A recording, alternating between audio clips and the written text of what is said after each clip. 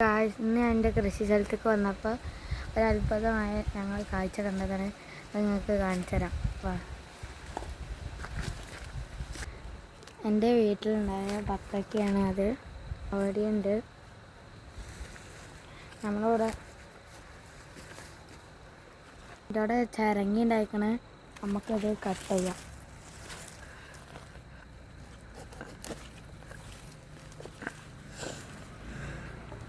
എൻ്റെ അവിടെ ഉണ്ടായ ചിരങ്ങയാണ്.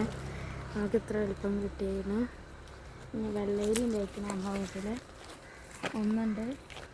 അടുത്ത് ഞാൻ വെള്ളരി കട്ട് ചെയ്യാൻ പോവാണ്.